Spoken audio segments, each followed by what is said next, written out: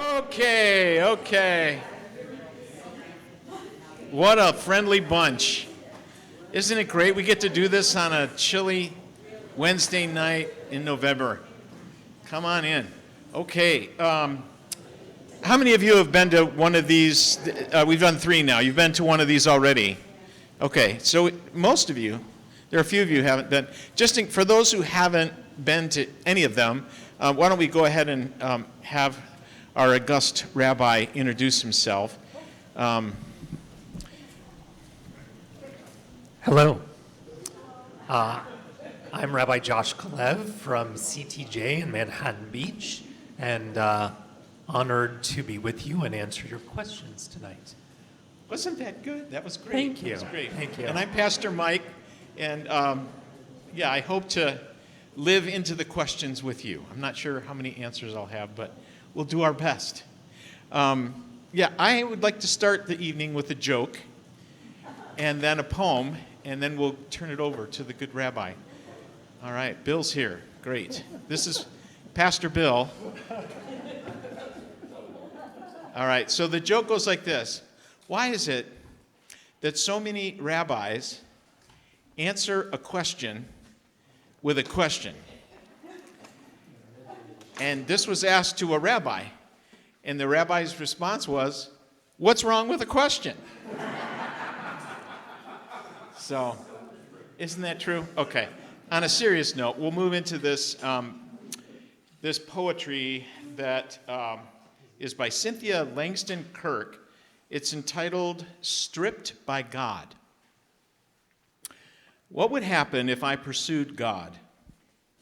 If I filled my pockets with openness, grabbed a thermos half full of fortitude, and crawled into the cave of the Almighty, nose first, eyes peeled, heart hesitantly following, until I was face to face with the raw, pulsing beat of mystery. What if I entered and it looked different than anyone ever described? What if the cave was too large to be fully known, far too extensive to be comprehended by one person or group, too vast for one dogma or doctrine? Would I shatter at such a thought? Perish from paradox or puzzle? Shrink and shrivel before the power? Would God be diminished if I lived a question rather than a statement? Would I lose my faith as I discovered the magnitude of grace? Oh, for the willingness to explore, to leave my tiny vocabulary at the entrance and stand before you naked, stripped of pretenses and rigidity, disrobed of self-righteousness and tidy packages, stripped of all that holds me at a distance from you and your world. Strip me, O God, then clothe me in curiosity and courage. Isn't that beautiful? All right, there you go. Wow, that is quite the intro. So I want to thank you all for being here tonight. Thank you for welcoming us into your home. We love being here, and we love this relationship. I do want to say that my congregants might be wanting to recruit you after these sessions, because somebody came up to me after the last session and said, "Rabbi, you're just honest and blunt, but Pastor Mike is so spiritual and warm." And I'm like, wow, thanks. So I will try to be more like Pastor Mike tonight. So I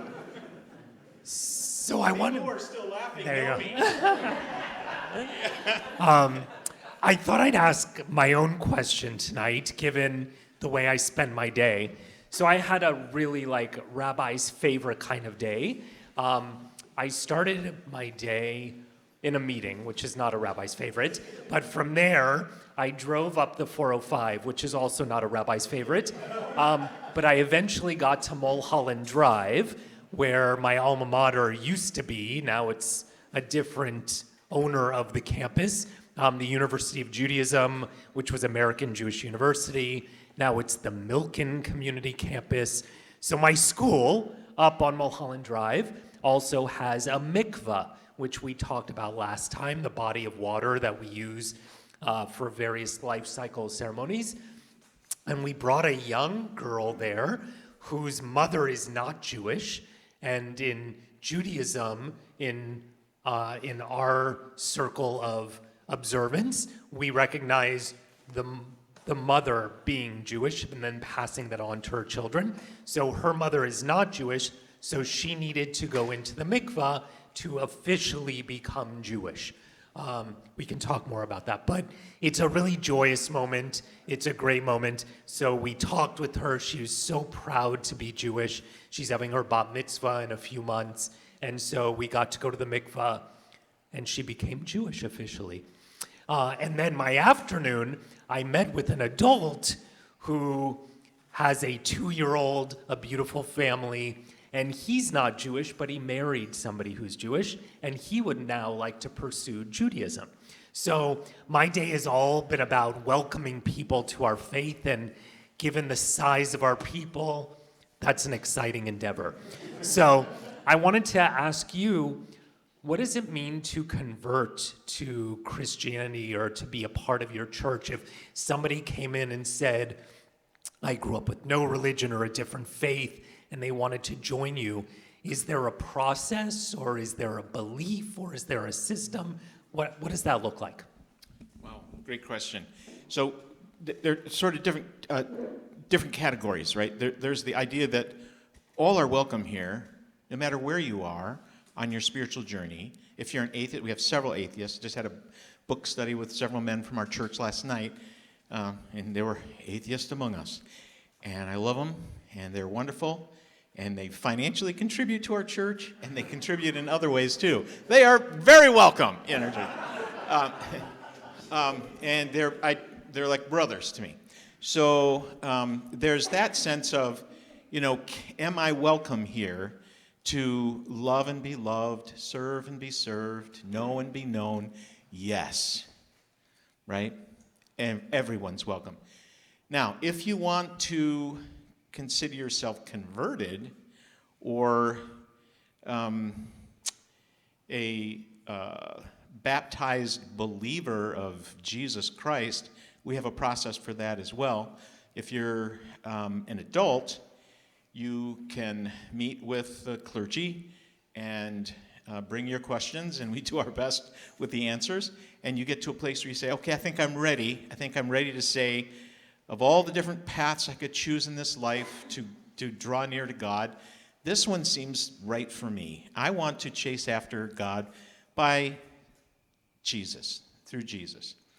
I want to learn about him. I want to, learn about his faith and his practices and his character and emulate my life after him. And so they can be baptized either through immersion, which would be going under the water like a mikvah, all the way down cleansing, representing death and being born from above. It's often translated born again, but that's not an accurate translation of the Greek word anathen. It's actually born from above. In other words, there's a transformation that takes place in this baptism, and it's all about the will. It's a surrendering to that selfish desire of, I want my hand on the steering wheel of my life, and I'm going to go where I want to go. I'm going to do what I want to do. I'm going to make up my own rules. If it feels good, do it. You know the plan. I'm going to turn the wheel of my life, the steering wheel, to God, and I'm going to try to emulate Christ. So there's a dying to self and selfishness and what's in it for me and entitlement and greed and all that stuff. And it's chasing after the fruits of the Spirit. Patience, kindness, love, generosity, goodness, self-control, gentleness, forgiveness, And it's not that you all of a sudden, presto, come out of the mikvah or come out of the baptistry or come out of the experience of the baptismal font being the water being placed on your forehead in the shape of a cross, that all of a sudden now you're a new person, but you are theologically justified in that moment, you spend the rest of your life trying to be sanctified, trying to be made holy, trying to look and reflect more like Christ. Look more like Christ in your behavior. So, there you go. Oh, I love that. Thank you. And it's funny you talk about in that one moment, all of a sudden you're a different person. When the young woman came out of the mikveh today, we looked at her and said, do you want brisket? Do you want bagels? Like, do you feel different? Like anything. So, it's also that joke of, I'm coming out of the mikveh, all of a sudden, like, what does that mean, right? So I got to tell another joke. Not that I tell a lot of jokes. But when I was serving at church in Cascade, Michigan, where it gets cold this time of year, and really cold in December and January and February, the river, the Thornapple River, there's some seats up here, come on, freezes over. And the chapel on this beautiful big campus, they have a chapel that they've still maintained. It's a historic marker in the state of Michigan. And it was built in 1864, so Abraham Lincoln days. And there's a bell that still is rung, at a certain time, July 4th. It's like the center of the little town. It's beautiful. Anyway, the people back in the day would take their horses and buggies to church, tie them up, and if somebody wanted to be converted in the bleak midwinter, they would go out on the ice, cut a hole in the ice, and dunk them down and bring them back up. Now, that rarely ever happened, and this is highly probable that it's apocryphal. But the story goes that they took this really scrappy sinner, right, with a sailor's vocabulary. No offense to our sailors here. But he was rough around the edges, but he had a spiritual experience, wanted to give his life to Christ. The elders took him out on the ice. They go, you ready? Yeah, I'm ready. Okay. And they drop him down, and they pull him back up, and all that comes out of his mouth are expletives. And the elders looked at each other and said, it didn't take, and they stuffed him back down. That's great. That's so good. I love it. Just in case you were wondering what the process is in Judaism, that I met with the adult to talk about what it looks like to choose Judaism. We really want the person to make the choice from a place of education and understanding and learning, because joining the Jewish people is not easy. Just look at the front page of any newspaper over the last year, and it's not an easy people to be joining. And so I really want the person who's making this choice to feel like this would be a meaningful choice for them. So we spend about a year usually learning about our tradition. There are classes that they can go to around Southern California that are introduction to Judaism classes. And you need a sponsoring rabbi who will check in with you to see how you're doing. And then, as you said so beautifully, when the person feels that it's the right choice for them and they're really ready to make that choice, we culminate the process by putting together what we call a Beit Din, a group of 3 rabbis that make up a rabbinical court. And we meet with the person and ask about their journey. And, it's not a pass or fail. It's really just about being there with them in this moment. And then they go and immerse in the mikveh. So it's really a beautiful process. The one piece of the process, and this is where I'm going to be honest with all of you and move away from the beautiful introductions you've given us tonight. If you are male, the process is a little bit more complicated because Brit Milah, or circumcision, is a very important ritual in Judaism. And so for a man who chooses Judaism, there's some more questions that need to be asked, and it is a very difficult conversation, especially if it's a young man or a teenager. Like, how do you start having that conversation about if you're not circumcised, you need to be circumcised? If you were circumcised, but it wasn't for religious purposes, then we have another thing we have to do. So it's a very complicated part of the journey, but I try to go easy and not make that the initial conversation I have with the person. So, please. I'm sorry, say that again. What is that other thing? So, in Judaism, because the circumcision wasn't under religious auspices, we do a process called hatafat dam brit, which means that we take a little blood and say a blessing for the covenant. It sounds, especially to us men, much worse than what I hear it really is. And it's done very quick, and everybody who's gone through that process says it's nothing. A full circumcision is a very different story.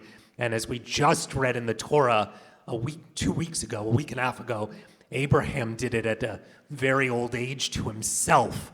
So I don't know how that's possible. So I'm hoping that was an exaggeration of the story in some way. So questions up until this point? Yeah, please. Is a circumcision required if you don't have a circumcision and you're a man? Very good question. So the Reform movement, and we've talked about the various movements, Reform being the most liberal and lenient, they do not require it. Though I would say a lot of rabbis will talk about why it's an important covenant and an important statement in Judaism. For our movement, in the conservative movement, we do require it for conversion. But if somebody's not circumcised, it's not like we ask them at the door before they enter our synagogue. So we welcome them fully into our tradition, and absolutely. So no questions asked. What we don't know is sometimes really wonderful. So, yes. Well, I would like to know why that's important. All right, here we go. Why is circumcision important? So, first of all, in Judaism, it's one of our oldest rituals because it goes right back to the Torah. So there's something very historic about it. Now, the reasons behind it, we aren't given in the Torah. It just says, go do this. There's some, but it's not really explicit. So our tradition has come up with some beautiful explanations as to why it might be important. First and foremost, I love the explanation that God creates this amazing life, but leaves it a little unfinished so that we as humans finish creation and are partners with God in the creation of the human. So I love that. And we do that after 8 days of birth. If the baby is healthy and can handle it, we complete the process of creation. I think there's another idea in Judaism that part of the body is the one that is going to create life, and therefore circumcision reminds us that it's an important part of our body, but it should be used in a special way, and it has great power, so to speak, in creating the next generation. And so therefore that's another piece of the holiness of our bodies and the way we treat our bodies and the relationships we enter into. I will tell you that it is becoming harder and harder to convince the younger generation when they have a child, a baby boy, to uphold this commandment. A lot of people like to do it in the hospital because they're nervous about doing it outside of the hospital, which, by the way, is really interesting because a mohel who performs circumcisions usually has so much more experience than the doctors in the hospital. But people should do what is comfortable for them. But they feel like it is harming the baby. The baby cries. They don't want to hurt their baby. So it's often something I have to talk about with them to see if they would we either do the full circumcision or create some ceremony around it so that we can mark the birth of the baby and this new family. So those are a few of the reasons. Any more penis questions? Thank you. But I just want to say that I had 2 sons, Yes. and that whole bris process was so beautiful and loving and such an amazing experience. There was nothing horrific about it whatsoever. It was a gathering of family. It was a blessing of the child, and it was beautiful. And they both slept through all of it.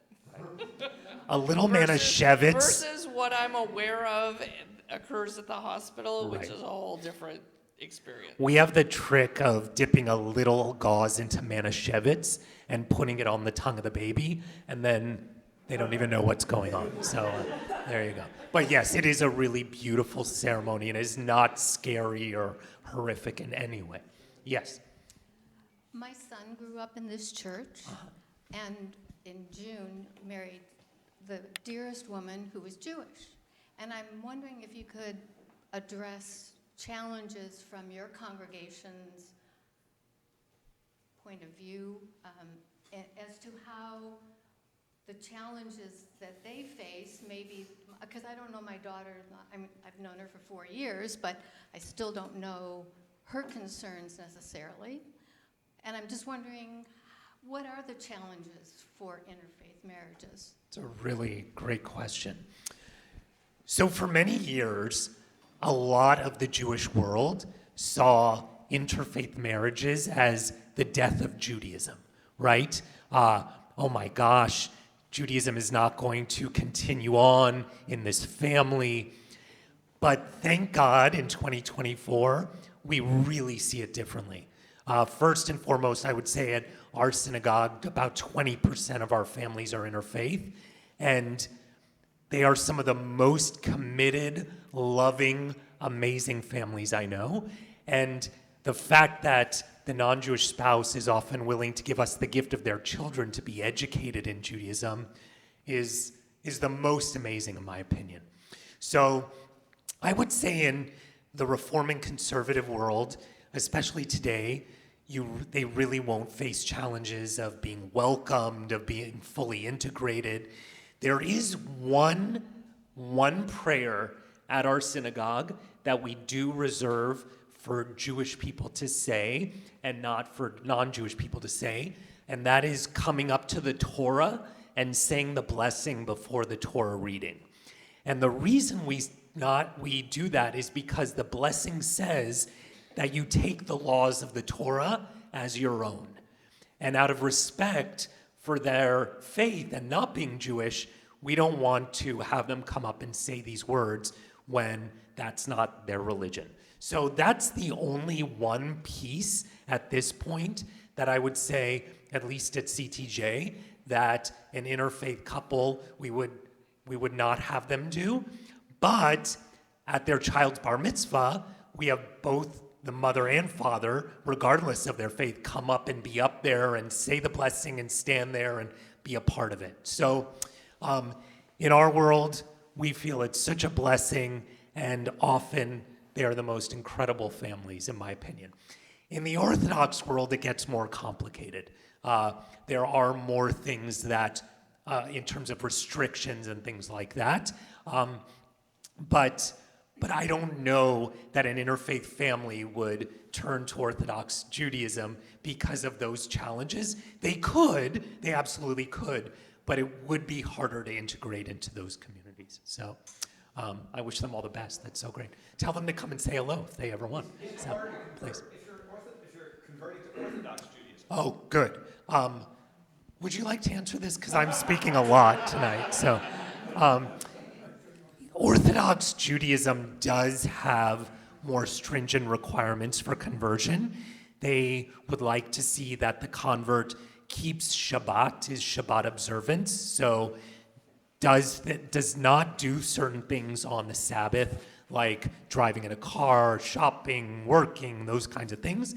They also would like to see the person keep kosher, which we talked about, the dietary restrictions, and other things like that. So those are requirements, usually in Orthodox conversion, where they're suggestions, but definitely not requirements when we meet with somebody who's converting. We just say, these are great gifts if you want to bring them into your life, and if you don't, that's okay too, but take baby steps in your observance. So.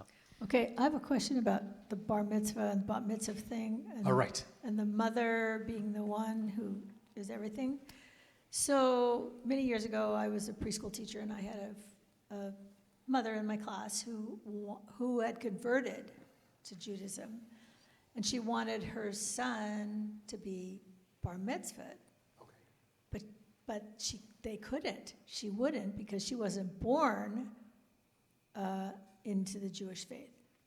So why is that? I mean, why? So if she converted before the birth of her child, No, then she converted after the birth of her child. so that's I don't want to say the issue, but in Judaism, that is where the children would have to go through the simple conversion process as well, which is exactly what we did this morning with this young woman who's 12 years old.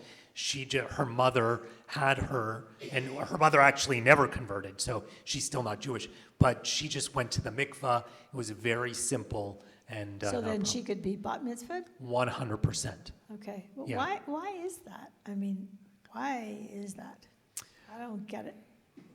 So in Judaism, the maternal line originally was the line that for sure could be identified as the parent of the child, right? So you usually can know who the mother is. Sometimes the father you don't know. And so that is why it's passed through the mother. And if the person is not Jewish, when they have the children, then the children are not Jewish. If they become Jewish, then the children can become Jewish with them in the process also. So that's the way that it was established. That is the way it is. Look, if somebody is not Jewish and has children, I think it's a little bit, you want to say, maybe that's the choice they want to make for their children as well. And so we often will bring a mother and two children all together to the mikvah and do it all at once. And I have to say, it's actually a really nice thing. As I said to the young girl this morning, this is really powerful because up until this point, your parents have made the choice for you. But now today, you're making the choice to be here and to do this. They're not making this choice for you.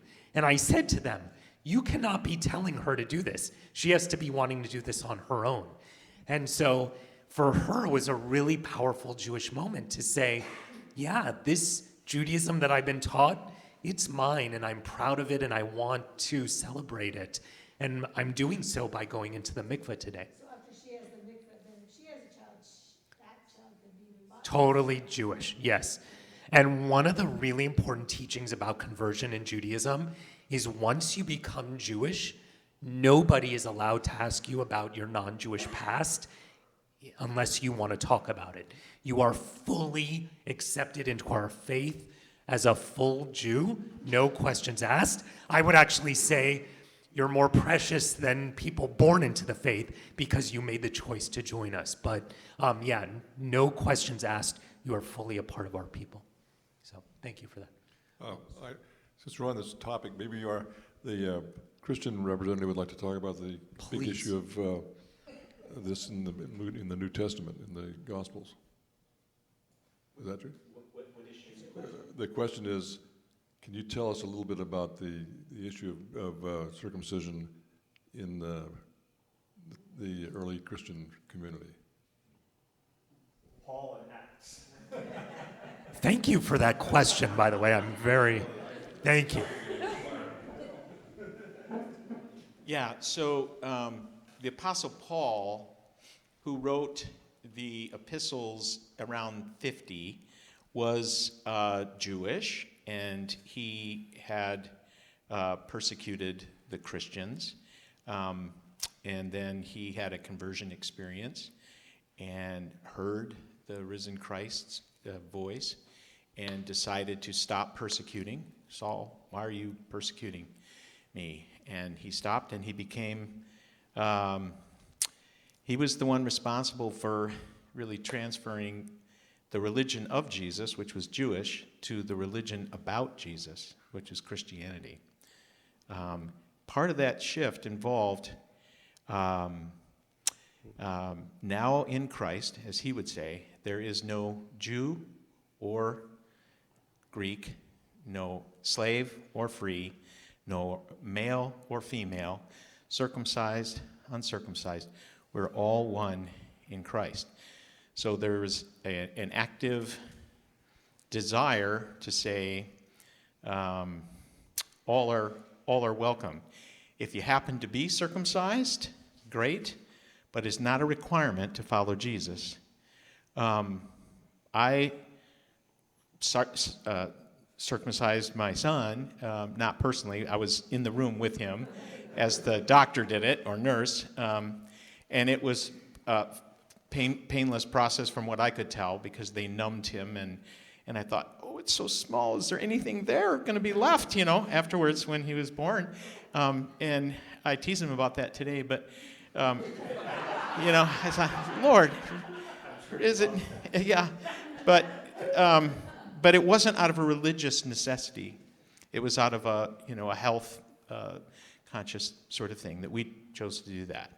And my parents chose to do that. Just probably more information you wanted to know. But anyway, so it's not a requirement in the Christian faith to be circumcised, along with many other things that we decided weren't necessary to do that you all still do. Everybody's going to convert tonight, I'm telling you. Did you have another penis question? Or So is there a minimum age? Like you referenced that there was a woman that converted that had young children that converted with her. Those children don't get a choice. So is there a minimum age in which conversion is acceptable? It's a great question. So a parent can convert their child to Judaism at any age, but then you're supposed to ask the child at bar or bat mitzvah, do you want to continue on with this religion? Because your parents made the choice for you. Now this ceremony will represent your choice. And so that's often what we do. Yeah, we use age 12 and 13 bar bat mitzvah to ask the child, do they really want this? So yeah, it's a good question. when I lived in La Jolla, and the church I served was on La Jolla Scenic Drive, there were 2 synagogues in that neck of the woods, and one of them required fishing line. And so on the Sabbath, you could walk as long as you were within a certain area in the neighborhood. So here's a Christian church surrounded by Jews everywhere, all around, and as soon as a house went up for sale, it was bought by Jews because there was this expectation that we need to be close to the synagogue so we can be within the fishing line area. So it's okay that we're not working on the Sabbath. Do I have that right? Yeah, so when you said fishing line, I was like, whoa, they fish. It looks like on fishing line, whatever. Right, no, whatever. I gotcha. Okay, so please do not think we are so weird. We are we are weird, but we have some normalcy within us. All right, there is a rule in Judaism that on the Sabbath, you are not allowed to do the things that you would do during the work week in the public sphere. So, for instance, carrying, you are not allowed to carry something on the Sabbath out in the public sphere. You can do it in your house, you can do it in your backyard, but once you go into public, because it's the Sabbath, they want it to be a totally different day that has nothing connected to the rest of the week and work and things like that. Rabbis love creating loopholes. So one of the ways that Judaism said you could get away with this is if you put, as you said, a fishing line or a boundary. In Hebrew, it's called an eruv. If you put an eruv around a certain boundary, you then make it a private area and not a public sphere anymore. So, if you are within this boundary, now you can carry and do some of the things that are prohibited in the private sphere, but not the public sphere. So this will shock you, but pushing a carriage with your child in it, a stroller, is not permitted on Shabbat if you are in the public area. Carrying your keys in your hand is not permitted in the public area. So there are all these rules, even carrying a child, believe it or not in a stroller, but carrying a child, you are not permitted to do. But if you create an eruv, you can do it. So it's actually very highly controversial when a neighborhood wants to put up this wire around like a mile radius because there are people like, I don't want some religious wire in my backyard or on my telephone pole, and it becomes very contentious between the Jewish community and the non-Jewish community. We here in the South Bay, there is a small eruv near some of the Orthodox synagogues, but if you go to Pico and Robertson in Los Angeles, that whole area has an eruv around it, and during Shabbat, you can perform some of these things that you would not be able to do if the fishing line was not there. I don't know if I just opened up many more questions than not, but that Let's is... get some over on this side.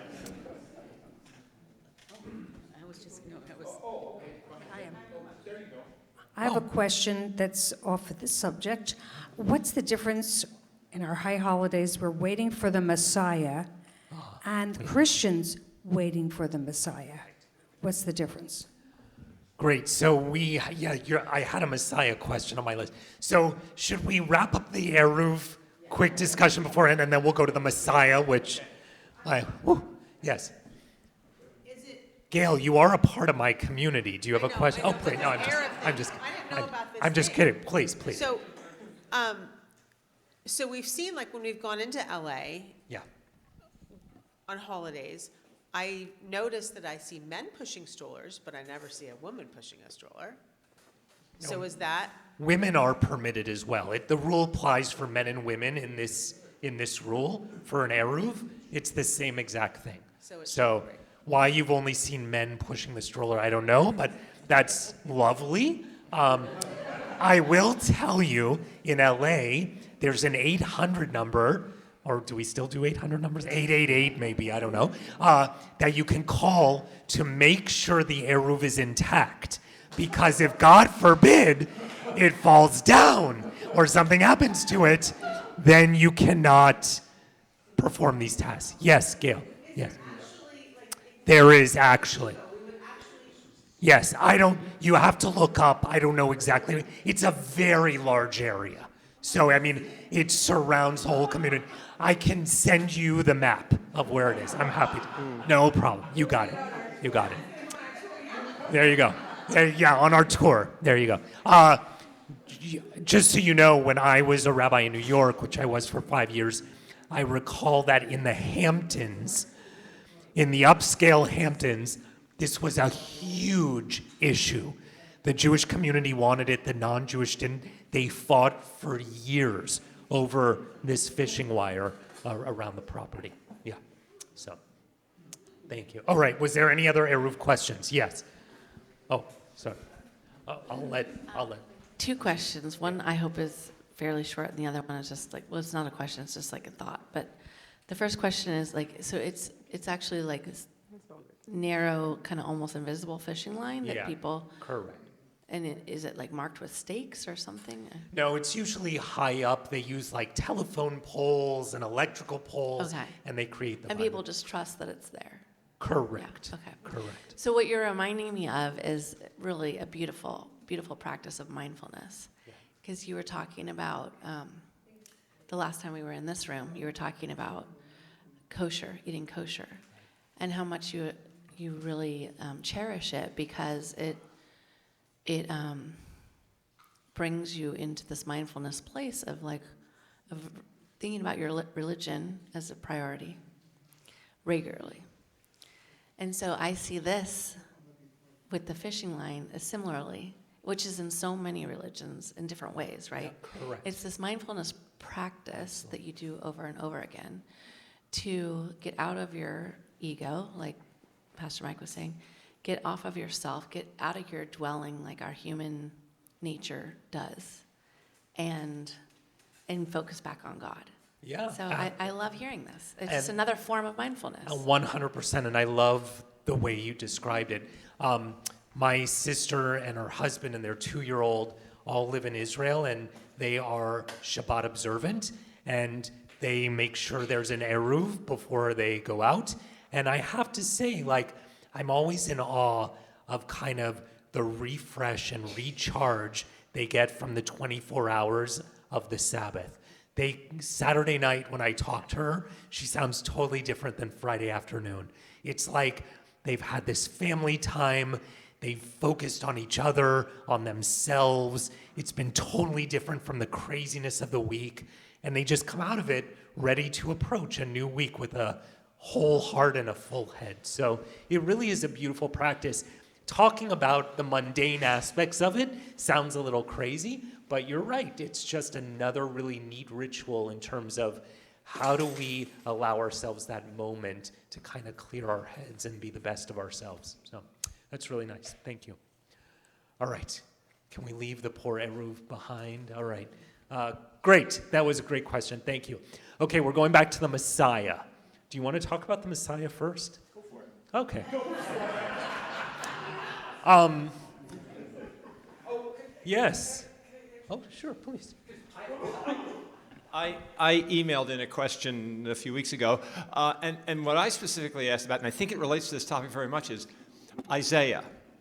Yeah. I hear us preach these things every year. I sing it in the Messiah, in the Handel's Messiah and all that stuff. But I think we're getting it wrong.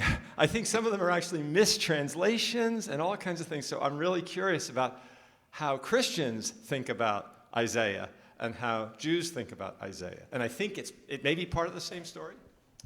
So I would need to hear how Christians think about Isaiah, because that is not at all in my realm. So I'd love to hear that. But just going to the Messiah conversation, and then we'll come back to Isaiah because it's a great topic. So again, in Judaism, this is a huge spectrum of how people see the Messiah. On one side, I think the Messiah is this beautiful idea that one day we will have full peace and love and all the amazing things that Pastor Mike has talked about in terms of what their faith kind of gives a big hug to in terms of thinking about Jesus. We would have the same ideas of kindness, of people coming together. It's almost the opposite of what our world feels like at this moment, if you want me to be honest with you. And that is kind of, when we talk about the Messiah, what we think. So it's less about a person on a white horse or whatever images you might have heard of. It's more of an idea of peacefulness and unity of our world that will all come together one day. So that's one side. And then there's the other side of, oh my gosh, the Messiah will come one day on a white horse, marching through the streets of Jerusalem. It might be led by a huge war beforehand that will then leave peace on earth.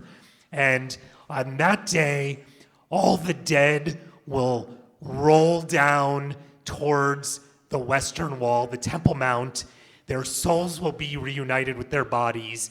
We will all come together and rebuild the temple, go back to sacrificing animals, and life will be amazing. That's the other side of the spectrum. So then there's everything in between.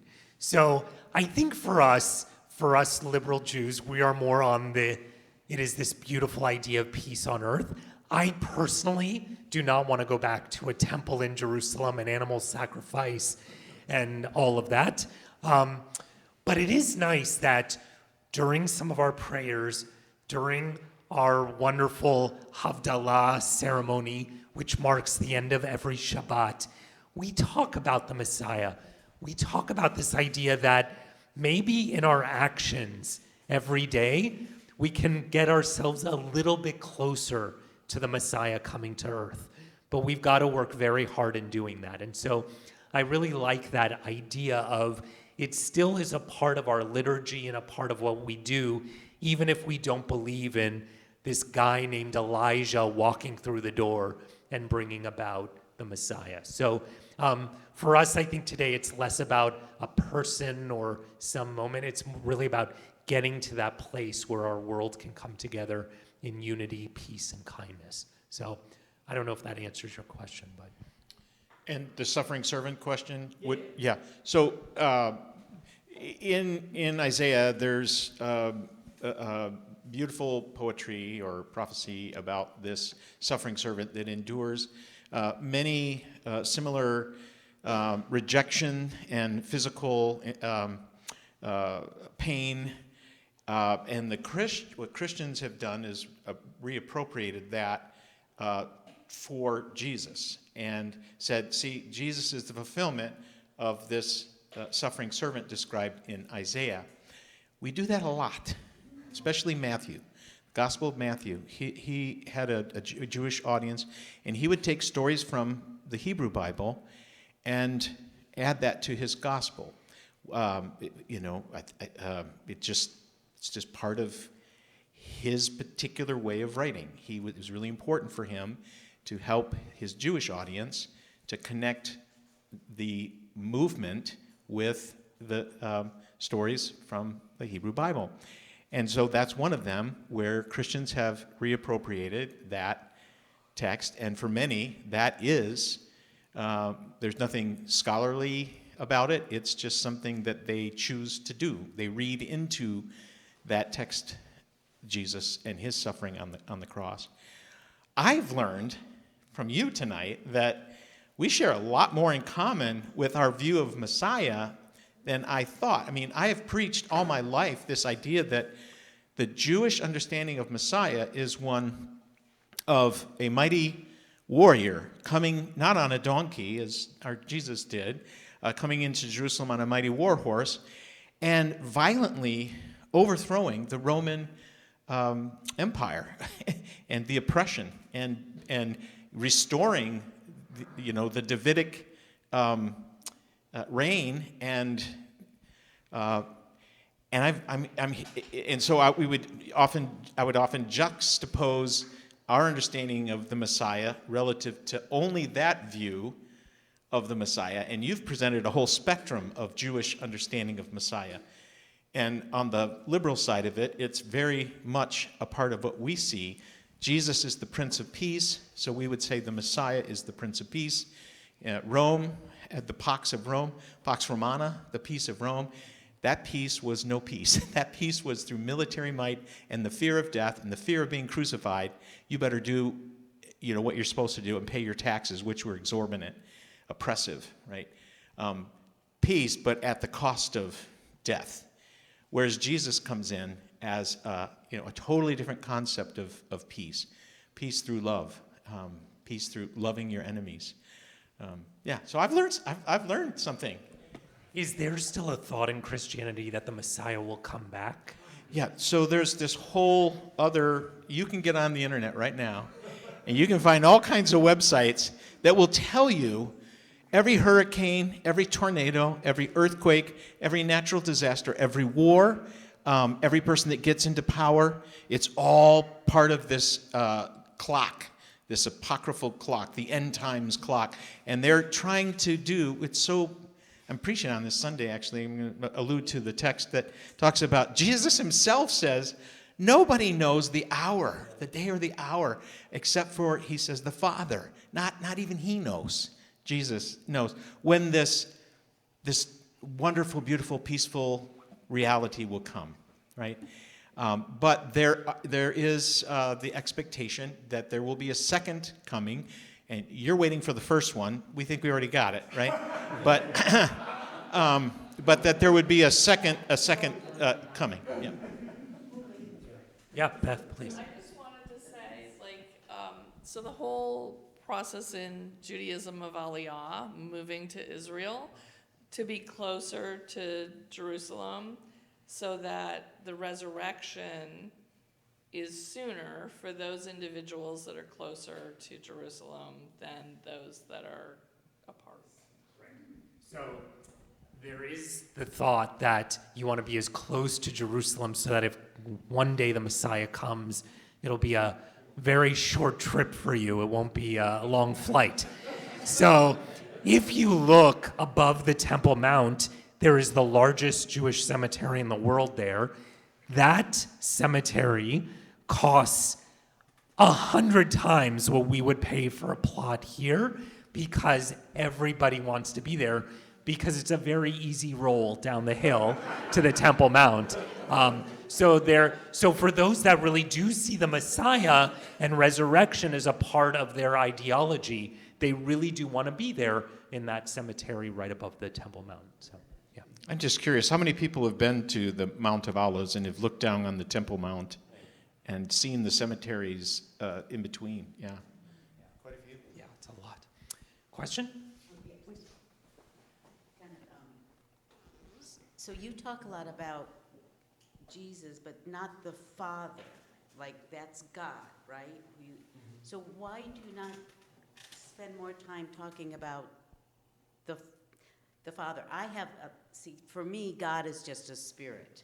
And she, by the way, because we don't know so for me it's a spirit, it's not a male or a female, it's just God. So why do you spend any time talking about God? Is it only just Jesus that you worship? Great question. I think what the perception that it's all about Jesus and we don't talk about God is that Jesus himself said, "When you've seen me, you've seen the Father." So there's this if you're trying to take spirit and put a face on it, and see how this spirit is patient and kind and generous and loving and forgiving and all.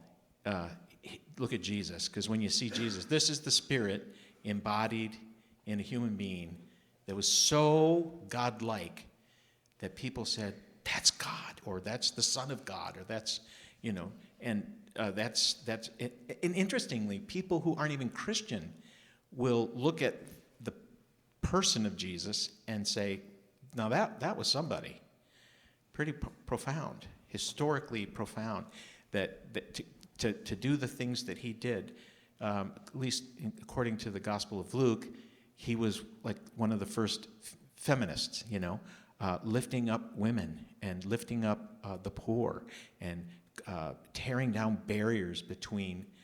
Anyway, I digress. But we address God in our prayers. We address God in our worship. We'll often say, in the name of Jesus Christ. And what that is, when you say in the name of, it's really not the name, it's the character. It means according to the character of Christ, we ask this. So we'll even pray to the Spirit, the Holy Spirit. So your understanding of God and ours is, very similar in that regard, Spirit. I do have to say, in Judaism also, God has so many aspects, right? We refer to God as the Shekhinah, the Ruach, the Spirit. God sometimes has male characteristics and female characteristics.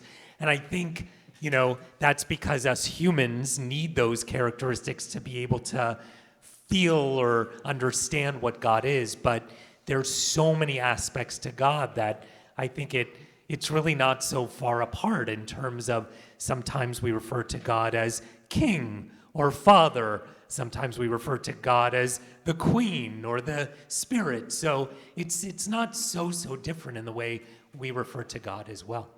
So I do just, and then I know we need to get back to Isaiah, but one of the questions that was on here, and I think you just touched upon it, was how was Jesus determined to be God's son? So is it based on Jesus's characteristics and compassion? I mean, was Jesus chosen, or was Jesus just born into it? I guess is kind of where the question is going. That's a real loaded question. And we have a whole spectrum of belief. From the far left, there would be this idea that you call it adoptionist Christology, where Jesus was born of a virgin. That word virgin means young woman in its translation from the Hebrew that the New Testament borrowed from the Old. It's the idea that Jesus was born, had a male dad, female mom. There was no divine intervention. There was no immaculate conception. But he lived his life in such a way that when people looked at him, they saw God. And much like they did with all of the Caesars, the emperors of the day who were considered sons of God, that term son of God was one of them. But there was also son of man. There was also many other titles for Jesus. Now, on the other extreme, in the beginning was the Word. This is the Gospel of John, which is very different from the Synoptic Gospels, Matthew, Mark, and Luke. Okay, radically different. John came later, around 90 to 100 CE, John's Gospel. In the beginning was the Word, the Logos. In the beginning was the Word, and the Word was God, and the Word was with God, and walked among us and dwelt among us. And so that's one of many creation stories in the Bible. There are multiple creation stories, even in the book of Genesis. 2 different creation stories, right? So of all the different creation stories, this is another creation story that everything that exists was created through the Son, through Jesus. We would call John high Christology. In the Gospel of John, Jesus knows what everybody's thinking. Jesus speaks in long sentences, long sayings. In the Gospel of Mark, not so at all. Jesus suffers. Jesus doesn't know what's... there's very different views of Jesus in our Bible, in our New Testament. And so, likewise, there are many different views because people latch on either literally or metaphorically or allegorically to these sacred texts. And it's important for them to believe either this or this or this. And our job at this church isn't to say, there's only one way to believe about Jesus, and if you don't believe that way, you're out. We think that by having a diversity of views, it's kind of like we spur one another on to examine for ourselves what we believe and not just what was handed down to us. So, it's a very wonderful environment if you're comfortable sitting with people who vote differently than you do and believe differently than you do. And I think it's beautiful that we can do that.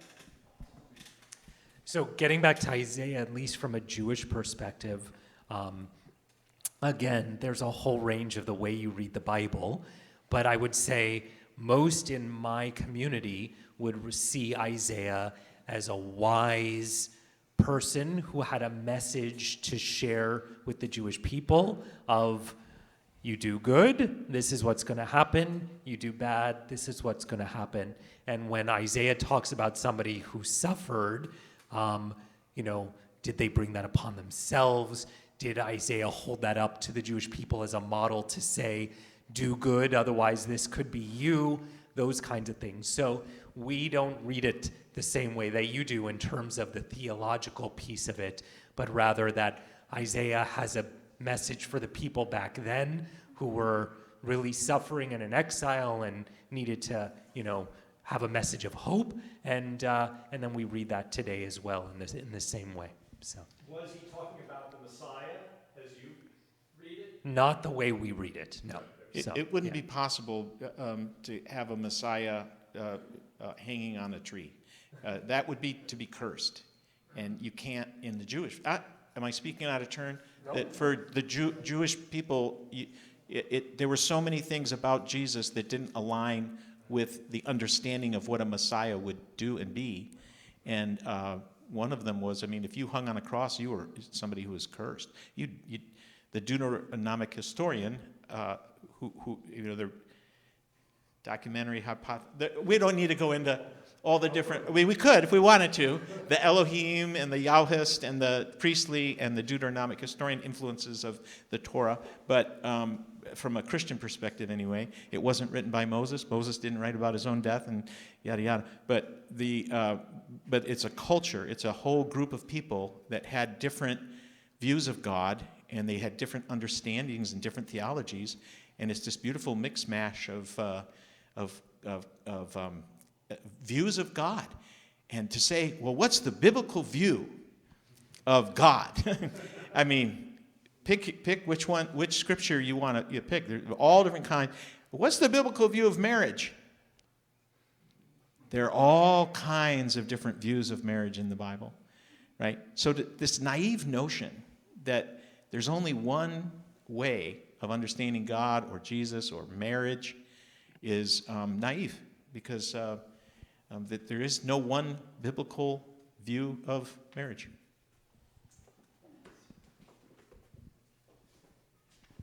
You're reminding me of how, as an adult, I've processed my faith. I grew up here at Manhattan Beach Community Church, and I was always really open and loving, and never judgment, never shame, never fear, never even I didn't contemplate sin until I was an adult.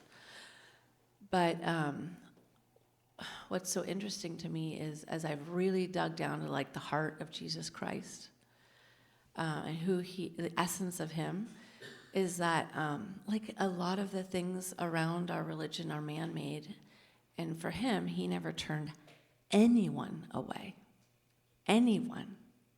And I had to stop at that, and I'm like, okay, all the noise, the chatter, the different sects, S-E-C-T-S, I'm like, I can just forget about all of it, because Jesus never turned anyone away.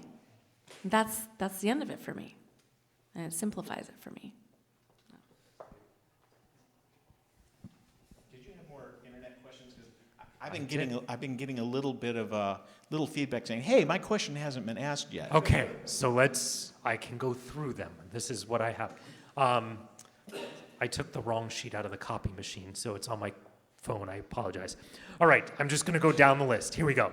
What did Jesus, presumably a Jewish boy, do to get people to follow and commit to him as the Messiah? Go for it. We'll start with that one. Well, they say he spoke with authority like none other. So there was this sense in which Jesus would go into the synagogue and pull out Isaiah and then say, and today in the hearing of this, the scripture is fulfilled. I mean, he was very much a compelling storyteller, and he had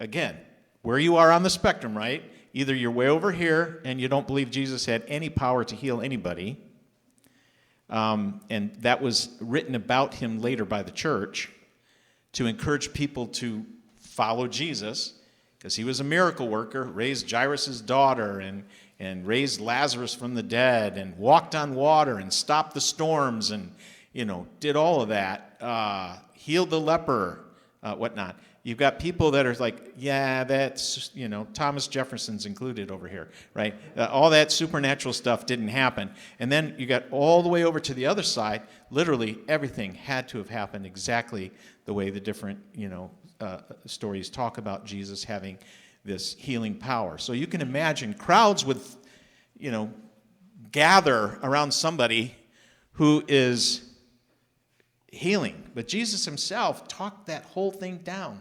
If all you care about are signs and wonders, you're missing the whole point. You're missing the message. And the message isn't, I am your new Santa in the sky or on the earth, until I descend. I've come to show you how to live on this world. My kingdom is at hand.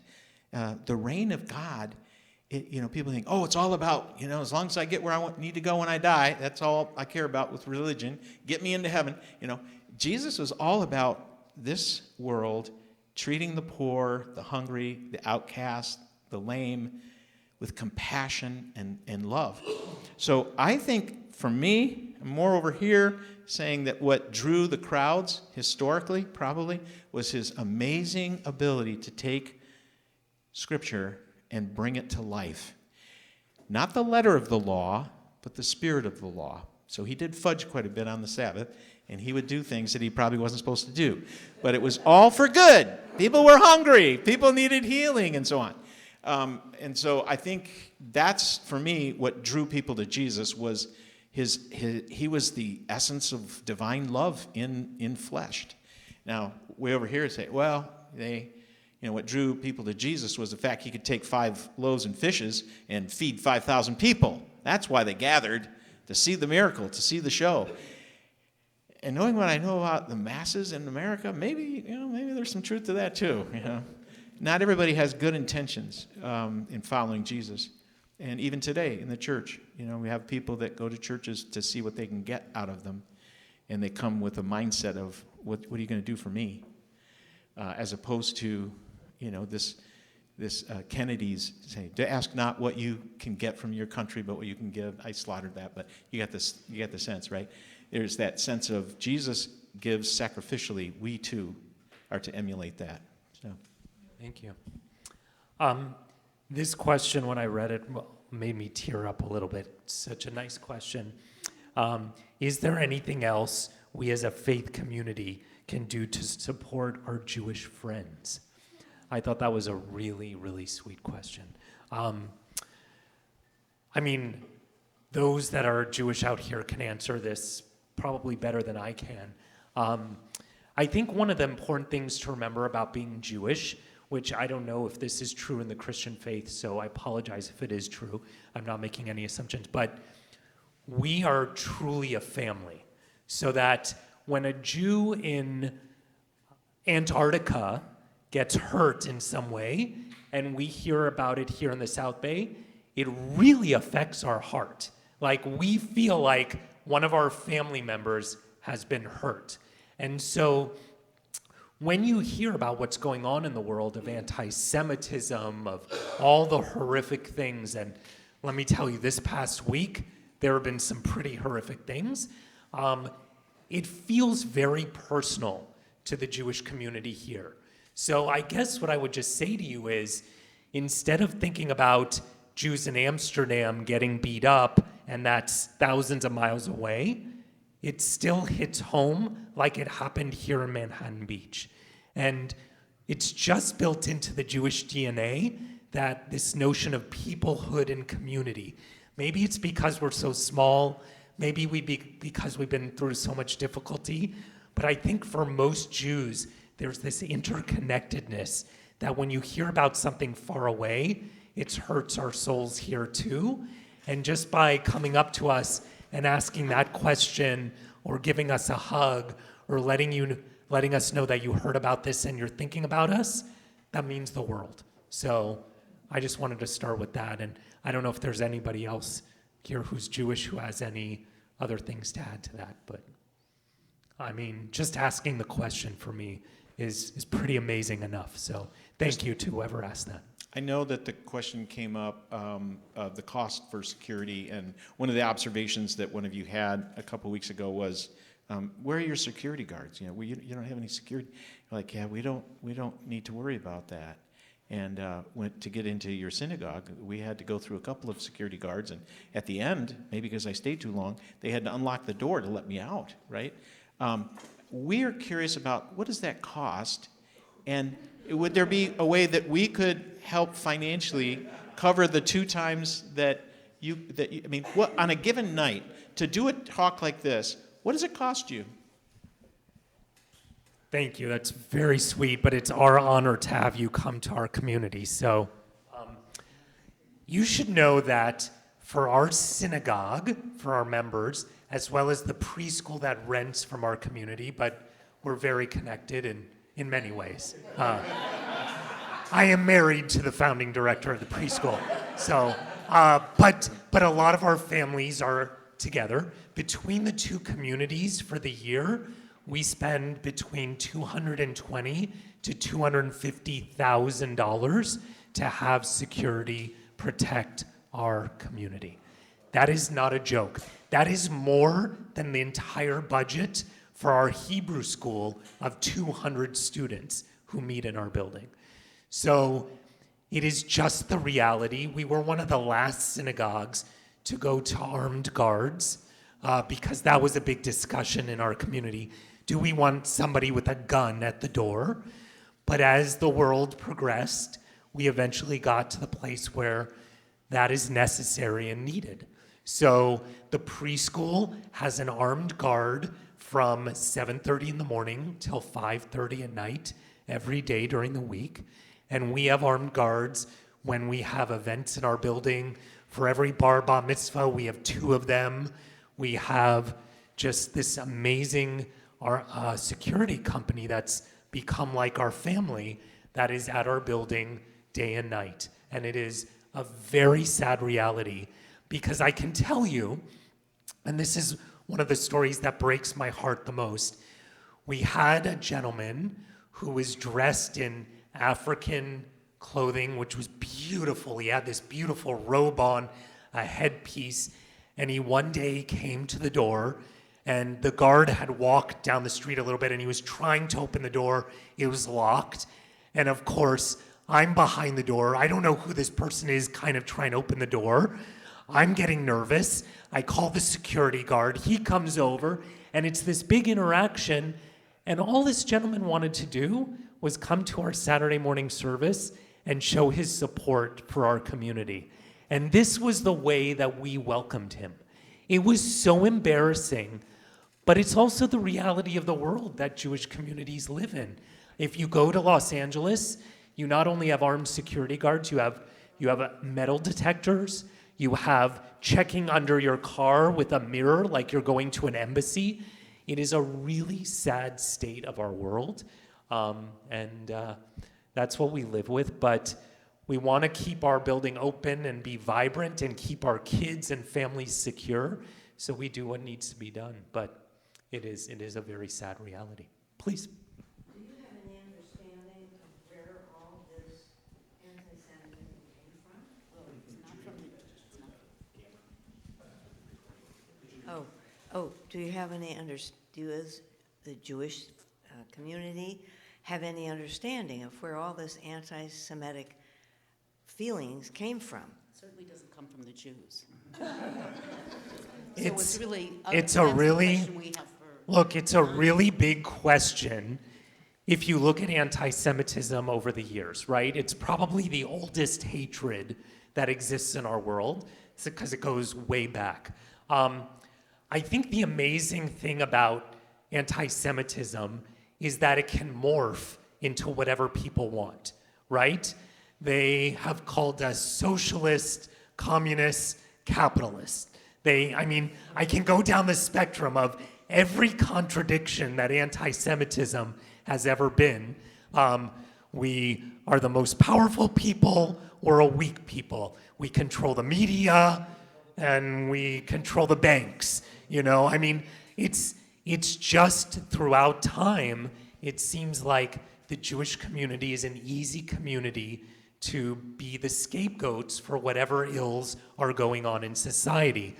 And I think what's so important to remember is that it might start with the Jews, but it usually doesn't end with the Jews.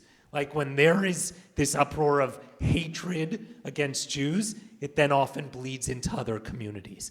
And you saw that in the Holocaust. It wasn't just Jews. We were the main focus, but then there were so many other peoples that suffered because of that hatred and became the focus of the hatred. So I don't have a good answer for you, but it's just always amazing, I think, to the Jewish community that anti-Semitism is not just one thing. It can be whatever the people need it to be at that moment. It hurts. I don't know if you heard the story of what went on in Michigan the last few days, but there was a play for Anne Frank that the town wanted to put on because they wanted to show their support of the Jewish community. And so as they're putting on this play, a group came out in front of the playhouse with Nazi flags and were shouting, "Heil Hitler, Heil Trump." It's just amazing that this is going on in our country, that this town wanted to do good and this evil came out and existed. So I think ultimately what we have to do is we have to do more of this kind of stuff. And I just cannot express in words from the depth of my heart how much this friendship means to us. To know that you are there for us, that you support us. It's really, I think, what gives us hope that we don't have to move away and go to Israel or other places, that we have true friends that will have our back if ever it got so bad that we were in severe danger. So I just want to say to you, even just coming out tonight and seeing your faces here, it is It is super important and means the world to us. So thank you. Thank you. Awesome. It's 8:15 already? There we go. By the way, I think we've done pretty well with the questions, but since we have one more session left, if we didn't get to your question or whatever, please send it in to us. I will go over the sheet one more time, make sure that we get to whatever questions we didn't for next time. I do want to offer an invitation for those who want to have a little afterglow and are curious to come up and look at our sanctuary space if you haven't been in it. We can go from here up there and tell you what we can tell you about our rituals, and we have our diaconate chair with us and some other deacons that they spend a whole lot of time during the year getting all the right colors and the paraments and flower arrangements and communion prepared and all that other stuff. So is anybody interested in doing that of our Jewish friends? I am. I mean, we got the Christians, but all right, we got a few. So you go. What we'll do is we'll have our rabbi give the blessing, and then we'll go up the stairs, and we do have an elevator. If somebody needs an elevator, we'll get the elevator going for you. Okay. You can meet our church mouse. Oh. We do have a church mouse. So should I tell the Jewish joke that everybody knows? Oh, yeah. How do you get rid of mice in a synagogue? You bar mitzvah them. Because usually after bar mitzvah, people exit the faith and go on their ways. Not at CTJ. We retain our youth and their families for a long time, but sometimes after bar mitzvah, people leave the synagogue. All right, so given that it's Thanksgiving time and we are thankful for all of you, and given that Hanukkah is coming up, and on the first night of Hanukkah, we say 3 prayers, the last of which is a prayer that we say whenever we mark a special moment together. It's our Shechianu blessing, which thanks God for getting us to this moment. And so I want to thank God for getting us to this moment of being with our friends here at MBCC. So join in with me, Jewish people, and I'm going to watch your mouths because we're going to see who knows it. Join in with me if you know the blessing. It goes like this. Baruch atah Adonai Eloheinu melech haolam shehechianu v'kiyamanu v'higianu lazman hazeh. And essentially we said, thank you, God, for keeping us in life, for enabling us to reach this moment to be together with those that we love. And we say, Amen. Thank you so much. Awesome.